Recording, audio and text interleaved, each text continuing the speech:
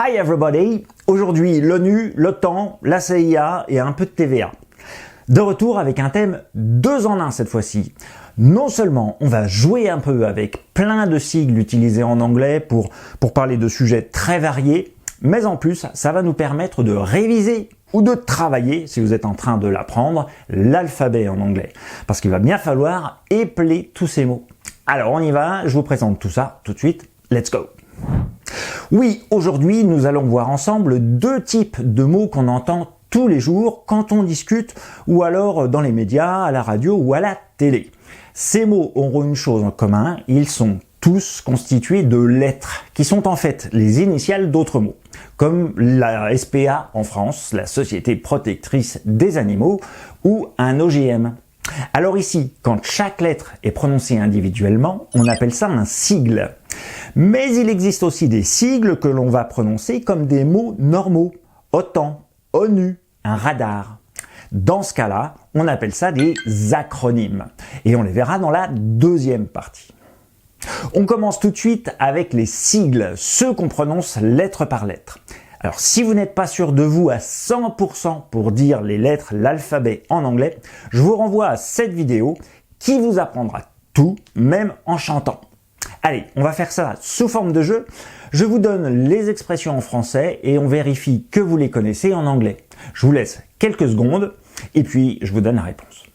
Avant de commencer, juste un truc pour les prononcer absolument parfaitement. Vous connaissez en anglais l'importance de l'accent tonique. Eh bien, dans ces sigles, c'est sur la dernière lettre qu'il faudra insister un petit peu.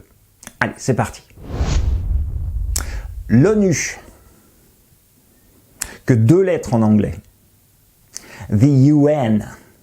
Je vous rappelle que devant une voyelle, the se prononce the. The UN. The United Nations. Le Royaume-Uni. Pour the United Kingdom, the UK. Les États-Unis, the US. Alors, bien souvent on dit the US plus que the USA, the US. L'Union Européenne, the EU. The European Union, the EU. La CIA, les services secrets des États-Unis. Alors on connaît tous le sigle, CIA, en anglais ça donne the CIA. Bon, je ne vais pas vous demander comment on prononce FBI, mais est-ce que vous savez ce que ça veut dire? D'où viennent les 3 lettres FBI? Alors si on traduit, ça donne le bureau d'enquête fédéral. The Federal Bureau of Investigation. The Federal Bureau of Investigation. Et chez les Britanniques, pour les services secrets, on a aussi 2 services. Alors pour le renseignement intérieur, le contre-espionnage, ça donne, vous l'avez peut-être vu dans certains films, c'est le MI5. Et pour James Bond, par exemple, le renseignement extérieur, ce sera le MI6.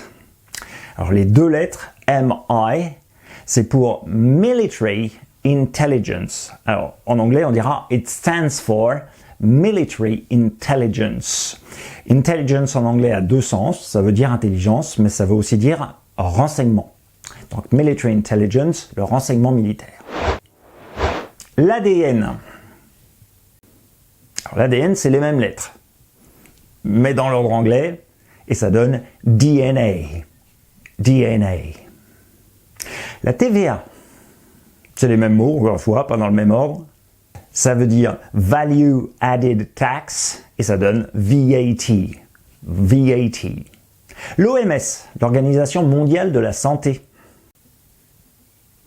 The WHO, the World Health Organization, the World Health Organization, the WHO. Un OVNI. Un objet volant non identifié.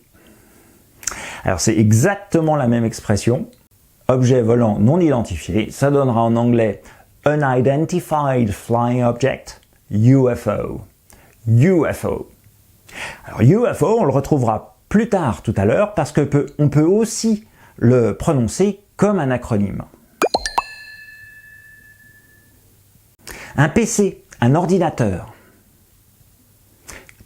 Facile. A PC.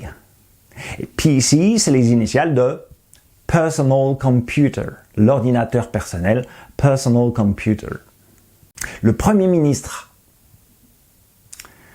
Le Premier ministre en anglais, c'est le Prime Minister. On peut réduire ça à PM. Prime Minister, the PM. Bon, ça va, vous suivez?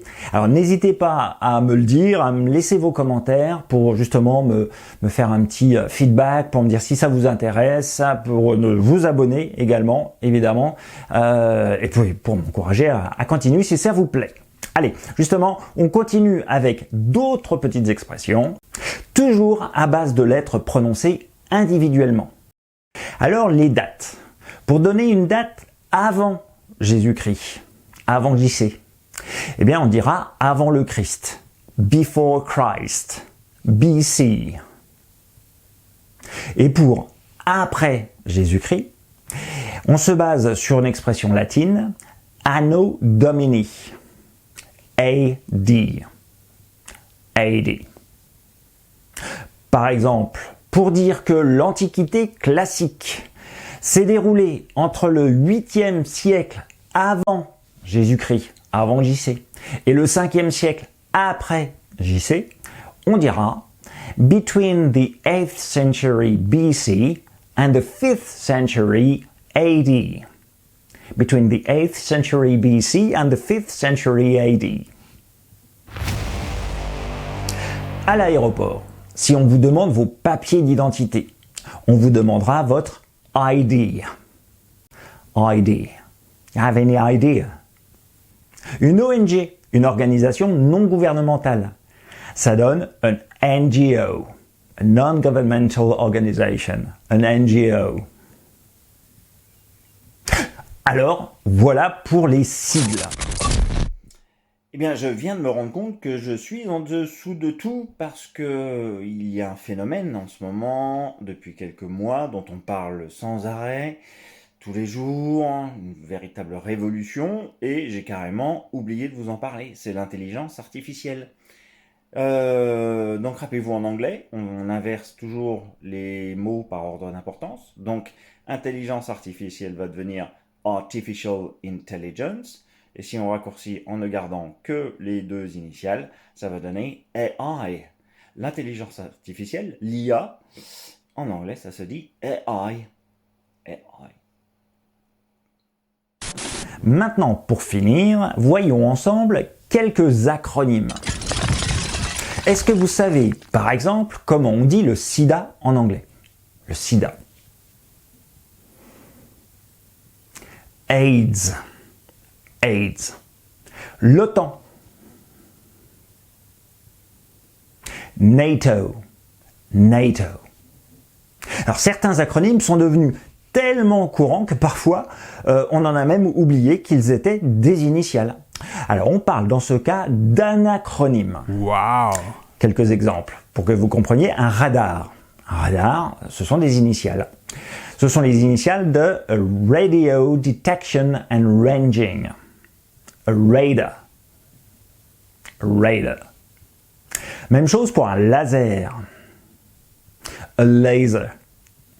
A laser, light amplification by stimulated emission of radiation.